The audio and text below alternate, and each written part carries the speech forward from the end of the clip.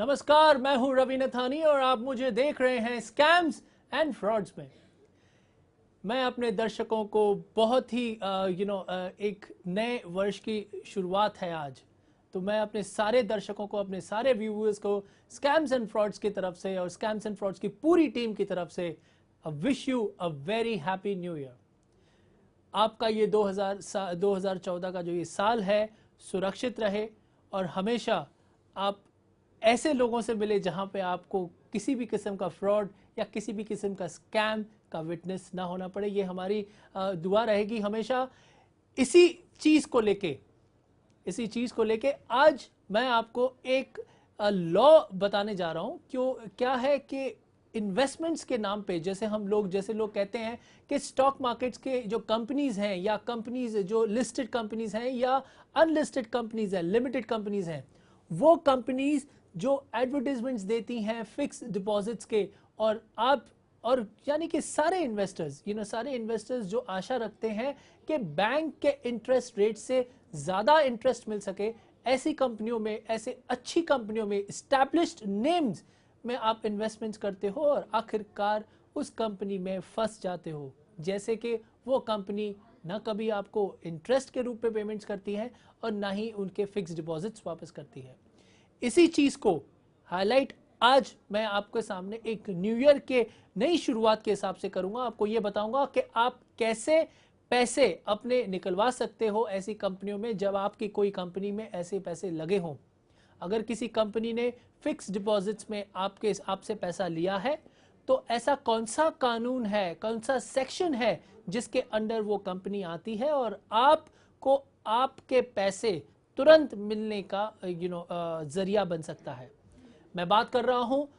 उस प्रोसीजर की जहां एक इन्वेस्टर को पहला कदम लेना चाहिए, जो है कंप्लेन का और हाईलाइट का कौन से सेक्शन के तरफ। ये सेक्शन है under section 58A of companies act 1956। इस सेक्शन के जरिए कंपनीज को पैसा लेने की छूट दी जाती है, लेकिन इस पैसे को कंपनी को पैसे लेने की जो छूट दी गई है इस सेक्शन के अंदर, उस सेक्शन में कंपनी की तरफ से कौन सी चीजें कंपनी को ध्यान रखनी चाहिए, और इन्वेस्टर्स अगर कोई कंपनी डिफॉल्ट करती है तो ऐसा कौन सा कानून है, कौन सी जगह है, कौन सी कोर्ट है जहां इन्वेस्टर्स को कंप्लेन करनी चाहिए। इसी चीज को आपको एक छोटे से उदाहरण की तरह मैं आपको समझाने की कोशिश करूंगा। स्कैम्स एंड फ्रॉड्स की पूरी टीम ने कोशिश की है एक छोटे से क्लिप के जरिए हम इस चीज को आपके सामने समझा सके। आइए हम वो क्लिप देख लेते हैं। मैं किसी कारण शायद वो टेक्निकल रीजंस के कारण वो क्लिप आपको दिखा नहीं पाऊंगा, लेकिन जल्द मैं आपको वो क्लिप दिखाऊंगा। जैसे भी वो क्लिप उस प्रोसेस में होगी कि आपको मैं दिखा सकूं, उसके पहले मैं आपको कुछ उसके लॉज बताता हूं, कुछ रेगुलेशंस बताता हूं कि अंडर कौन से सेक्शन में, जैसे मैंने आपको कहा 58A सेक्शन में आता है, लेकिन उसके कानून, उसके जो लॉज है वो क्या है। सबसे पहला है deposits not to be invited without issuing any advertisements, यानी कि कंपनी का जो स्ट्रक्चर है, कंपनी डिपॉजिट्स है नॉट टू बी इनवाइटेड, किसी भी किस्म की डिपॉजिट्स इनवाइट कंपनी जब पैसे लेती है तो वो बगैर एडवर्टाइजमेंट्स के कंपनी नहीं ले सकती। सबसे बड़ा क्लॉज, सबसे बड़ा जो फर्स्ट रूल है वो यही है। The companies act 1956 58 deposits not to be invited without issuing any advertisements. दूसरी चीज जो सामने आती है वो मैं आपके सामने बता रहा हूं। द सेंट्रल गवर्नमेंट जो है may its consultation with Reserve Bank of India, यानी कि सेंट्रल गवर्नमेंट कंसल्टेंसी लेगी, रिजर्व बैंक ऑफ इंडिया के साथ कंसर्न करेगी इस चीज को। Prescribe the limits up to which the manner in which and the conditions subject to deposits may be invited or accepted by the company either from the public or from its members। यानी कि consultancy के बाद, central government और RBI के बाद, company एक जो पैसे लेती है वो कंसर्न करने के बाद, उनसे परमिशंस लेने के बाद ही उस चीज को आगे जा सकती है। आगे की बात यह है कि कंपनी शैल इनवाइट और अलाउ एनी अदर पर्सन, यानी कि या तो कंपनी इनवाइट करे या किसी या कोई और व्यक्ति को अलाउ करे और case to be invited on its behalf any unless, यानी कि such deposits is invited or is caused to be invited in accordance with rules made under section 1 of Companies Act 1956. An advertisement including therein a statement showing the financial positions of the company and has been issued by the company in such form and manner और may be prescribed, यानी कि जो आप company की जो advertisements आती हैं, जो जैसे मैंने पहला क्लॉज ये कहा कि कंपनी को एडवर्टीजमेंट देना होगा कि वो एक पर्टिकुलर स्कीम के साथ आए हैं, एक पर्टिकुलर फिक्स डिपॉजिट्स के नाम पे उन्होंने एक स्कीम चालू की है, वहाँ पे कंपनी के लोग या उनके मेंबर्स इस चीज़ को इमल्ब कर सकते हैं, वो पेमेंट्स वो वहाँ इन्वेस्ट कर सकते हैं, लेकिन उसमें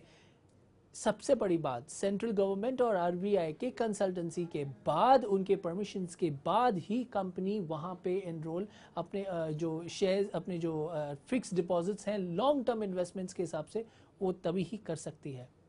इसके आगे ये मैं आपको जो क्लॉज बता रहा हूँ, ये क्लॉज बताने का कारण एक ही है कि बहुत सारे इन्वेस्टर्स, हमने पिछले साल देखा जब से ये स्कैम्स एंड फ्रॉड्स का ये शो चालू हुआ है, लगातार हमें फोन्स आते हैं, यही कंप्लेन होती है इन्वेस्टरों की कि हमने पेमेंट के कंपनी में की थी एक फिक्स डिपॉजिट के माध्यम से, फिक्स डिपॉजिट में एक्सपायरी होने के बाद, यानी कि मैच्योरिटी ऑफ फिक्स डिपॉजिट होने के बाद भी कंपनियों ने कभी भी पेमेंट्स नहीं की है, और कंपनी पेमेंट्स करने के बाद पेमेंट्स की तो बात ही छोड़ दो, कंपनी को कांटेक्ट करने के बाद भी बहुत सारे सीनियर सिटीजन हैं जो कंपनी के पास धक्के लगाते हैं, लेकिन उनका कोई भी फैसला नहीं होता, कोई सुनवाई नहीं होती। इस चीज को कहां आपको कंप्लेन करनी चाहिए, मैं आपको जल्द बताऊंगा कि कौन सी ऐसी जगह है जहां आपकी सुनवाई भी होगी और आपको आपके हित में, आप ही के हित में जो आपका फंसा हुआ पैसा है उसका फैसला भी तुरंत होगा। एक नहीं, बहुत सारी कंपनियां हैं उस पर्टिकुलर स्ट्रक्चर में जो बहुत सारे कंप्लेनेंट्स गए हैं और उनके 3 से 6 महीने के अंदर अंदर उनकी पेमेंट्स कंपनी के हाथों दिलवाई गई है। यानी कि मैं बात कर रहा हूं एक पर्टिकुलर कोर्ट की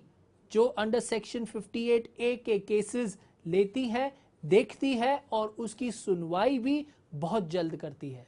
और उस सुनवाई के बाद तो कंपनी के पास कोई चारा नहीं, एक ही है कि आपके पैसे आपको इंटरेस्ट के साथ, मैं दोबारा रिपीट करूंगा, आपके पैसे इंटरेस्ट के साथ आपको मिल जाने चाहिए। मैं आपके सामने आज वो लॉ रीड कर रहा हूं जो अंडर सेक्शन 58A में आता है, उसके कौन से रूल्स हैं, कौन से रेगुलेशंस हैं, वो सारी चीजें मैं आपको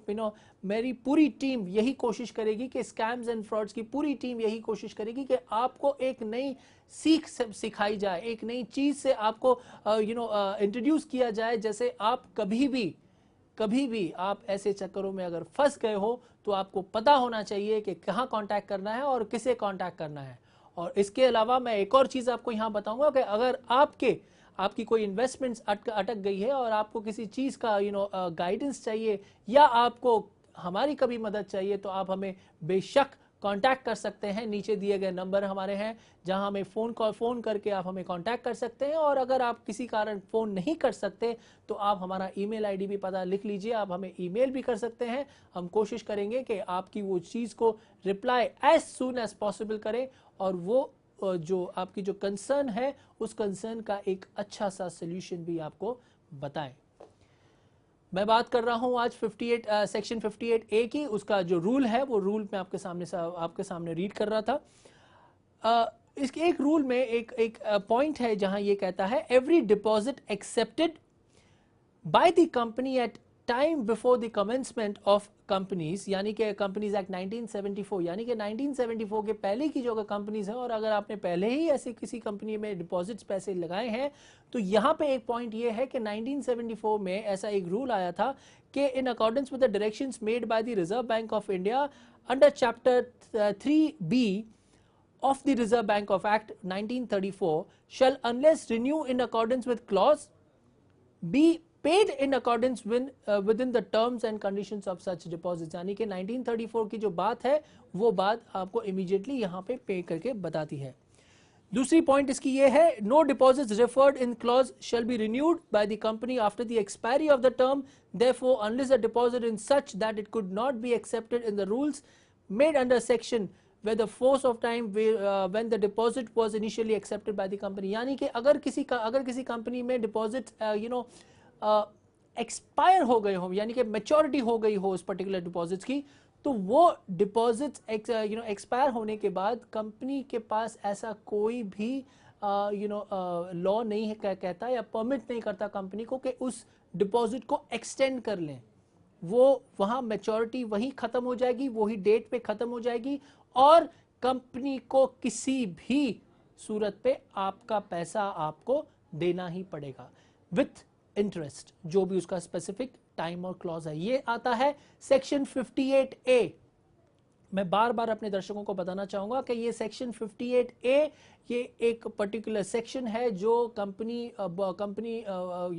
कंपनीज को एक हिदायत देता है कि आप इस सेक्शन के अंदर इन्वेस्टर्स से पैसे ले सकते हो for a long term investments,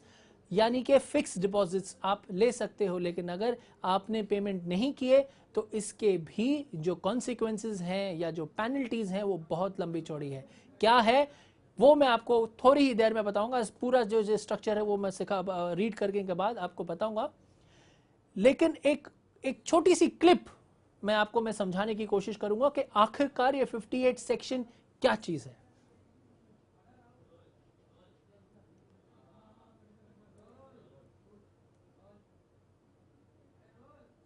section 58A, section 58A के मुताबिक कोई भी कंपनी या व्यक्ति विशेष किसी भी तरह के निवेशी योजना बिना विज्ञापन के स्वीकार नहीं कर सकते, न ही उससे शुरू कर सकते हैं। सेक्शन 58A(1) के अनुसार कोई भी कंपनी या व्यक्ति विशेष किसी भी तरह के डिपॉजिटरी स्कीम बिना विज्ञापन के शुरू नहीं कर सकते और न ही डिपॉजिट स्वीकार कर सकते हैं। निवेशी योजना के विज्ञापन में यह आवश्यक होता है कि कंपनी या व्यक्ति विशेष अपनी आर्थिक स्थिति का पूरा ब्यौरा जाहिर करे। निवेशी योजना आरबीआई, वित्त मंत्रालय और सेबी के गाइडलाइन के अनुसार होनी चाहिए। 1974 से पहले के deposit schemes RBI act 1934 chapter 3B के अनुसार होना चाहिए। कोई भी कंपनी निवेशी स्कीम को रिन्यू नहीं कर सकता अगर ऊपर दिए नियम के अंतर्गत योजना नहीं है तो। अगर कोई भी कंपनी क्लॉज C के सब सेक्शन 3 और 4 के अंतर्गत निवेशकों के पैसे तय समय सीमा पर और तय रकम नहीं देती, तब उन पर कानूनी कार्रवाई की जा सकती और कंपनी को निवेशकों के पूरे पैसे ब्याज समेत लौटाने होंगे और ऐसा न करने पर कंपनी के सारे बड़े अधिकारियों को कानूनी सजा हो सकती है या रकम के बराबर जुर्माना हो सकता है। आपके सामने ये सारी चीज क्लिप्स जो हैं वो आपको बता रहा था, वो इसी कारण कि under section 58A companies act 1956, जहां पे कंपनी को हिदायत दी जाती है कि आप इन्वेस्टर्स से या किसी व्यक्तियों से पैसे ले सको as a term of fix deposits. अगर किसी कंपनी ने इस पर्टिकुलर चीज में फ्लॉ लिया है, यानी कि डिफॉल्ट किया है, तो आप कहीं एक जगह पे कांटेक्ट कर सकते हो और वो जगह का नाम है company law board of India. Company law board of India में आप ये कांटेक्ट कर सकते हो उनको और वहां पे अपनी शिकायत दर्ज कर सकते हो और बता सकते हो कि कंपनी लॉ हमने इस कंपनी में फिक्स डिपॉजिट्स किया था और उन्होंने फिक्स डिपॉजिट्स का हमें पेमेंट नहीं किया। यहां इस कोर्ट में जाने के बाद, कंपनी लॉ बोर्ड में जाने के बाद आपको 3 महीने यानी कि 90 दिनों के अंदर या मैक्सिमम करो तो 150 दिन के अंदर आपके पैसे आपको तुरंत मिल जाएंगे, क्योंकि ये कोर्ट का एक तरफा फैसला होता है। ये कारण कि अगर किसी ने इन्वेस्ट किया है ऐसी कंपनी में और अगर वो इन्वेस्ट करने के बाद इस पर्टिकुलर चीज को उन्होंने डिफॉल्ट किया है, तो सारे के सारे पैसे विथ इंटरेस्ट कंपनी को पेमेंट इन्वेस्टर्स को करनी पड़ेगी। तो मैं बात कर रहा था जिसके मैं आपसे कब से मैं बात कर रहा था, आपको बता रहा था कि अगर किसी ने इन्वेस्टमेंट्स की है फिक्स डिपॉजिट्स में, और वो फिक्स डिपॉजिट्स की पेमेंट अगर आपकी नहीं हुई है उन कंपनी की, तो अब आपको पता है कि कहां पे जाना है, किसके दरवाजे खटखटाने हैं। और अब मैं आपको एक और चीज की ये भी करूंगा कि अगर आपको हमारी कोई मदद चाहिए, या अगर आप किसी चीज के कारण अगर हमारा फॉलोअप के लिए एक चीज चाहिए, और आपको अगर हमें कंप्लेन करके बताना हो कि ऐसी भी एक कंपनी है जिसने डिफॉल्ट किया है, तो जाहिर है हम वो आपकी सुनवाई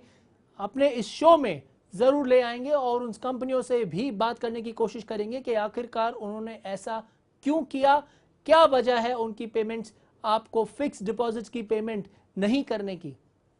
मैं बात कर रहा हूं फिक्स डिपॉजिट्स इंटरेस्ट और फिक्स डिपॉजिट्स के प्रिंसिपल अमाउंट की, जो मैच्योरिटी के बाद भी बहुत सारे सीनियर सिटीजन्स हैं जो कंपनी के पास जाते हैं और कंपनी के धक्का खाते हुए कंपनी से बराबर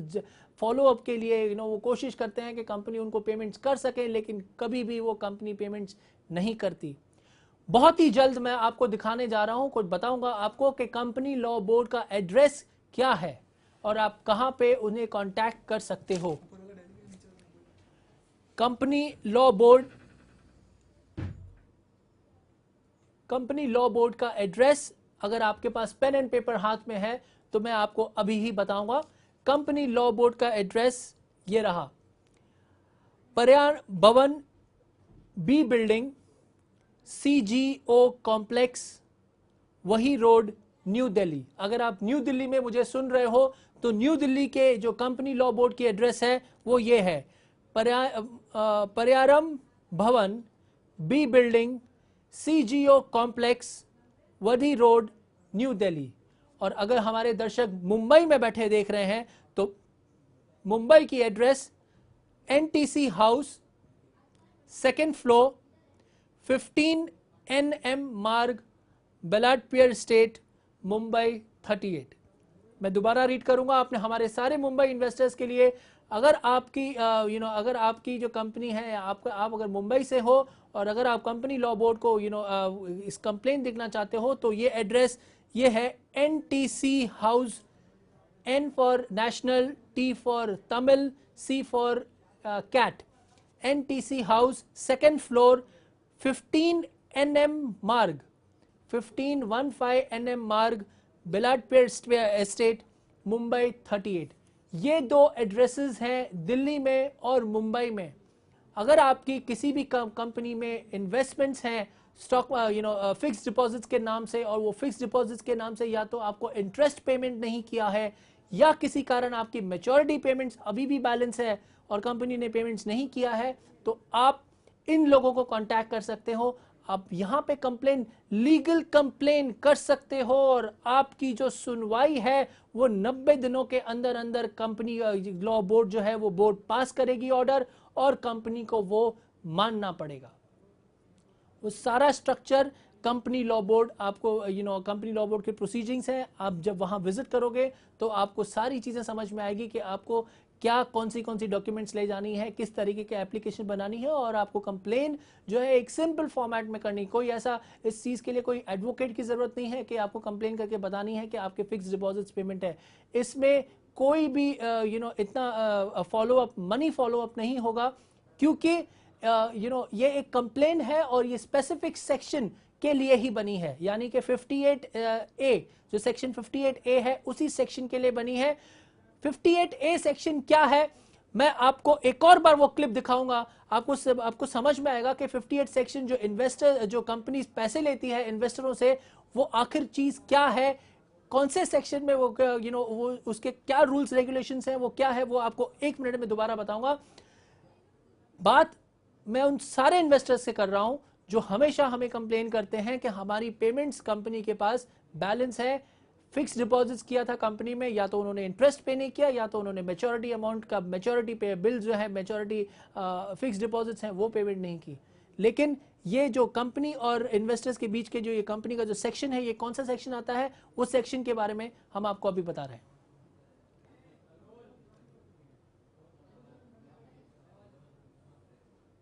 1946 के सेक्शन 58A के मुताबिक कोई भी कंपनी या व्यक्ति विशेष किसी भी तरह के निवेशी योजना बिना विज्ञापन के स्वीकार नहीं कर सकते, न ही उससे शुरू कर सकते हैं। सेक्शन 58A(1) के अनुसार कोई भी कंपनी या व्यक्ति विशेष किसी भी तरह के डिपॉजिटरी स्कीम बिना विज्ञापन के शुरू नहीं कर सकते और न ही डिपॉजिट स्वीकार कर सकते हैं। निवेशी योजना के विज्ञापन में यह आवश्यक होता है कि कंपनी या व्यक्ति विशेष अपनी आर्थिक स्थिति का पूरा ब्यौरा जाहिर करे। निवेशी योजना आरबीआई, वित्त मंत्रालय और सेबी के गाइडलाइन के अनुसार होनी चाहिए।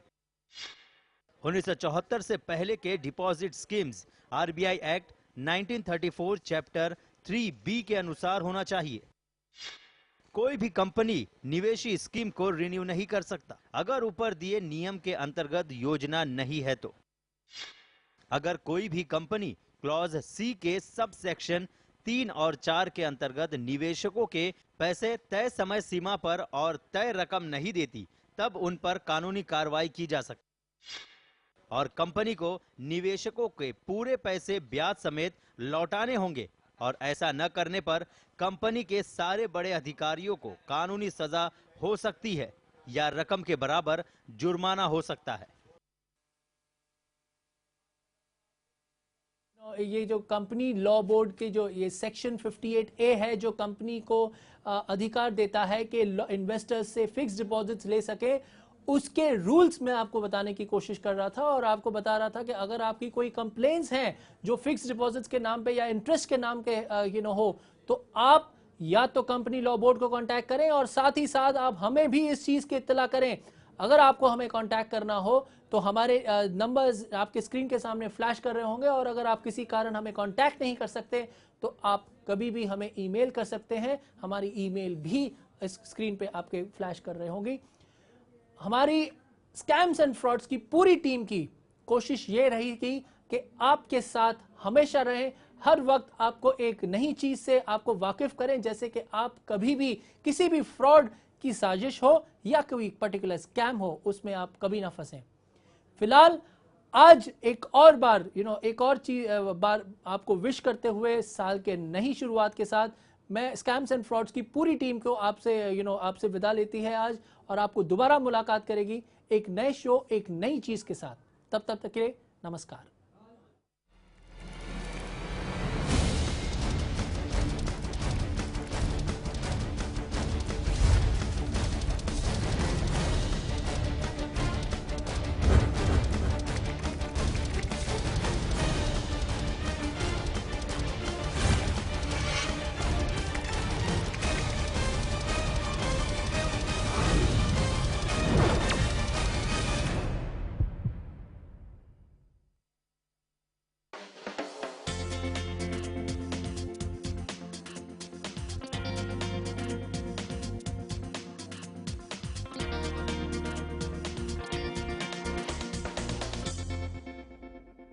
ऐसा घर आपने नहीं देखा होगा। संभाल के पोछा मारा अभी। आइए। ओ भाई साहब ये देखिए हॉल, ये देखिए चिल्ड्रंस रूम, देखिए कितना बड़ा है। आपके बच्चे खेलते खेलते थक जाएंगे। हो गया, मजे ले लिए। आइए। और यह है बेडरूम, इसकी खिड़की से तारे दिखते हैं। तारे। आपको क्या लगा प्रॉपर्टी डीलर हूँ? अरे आपको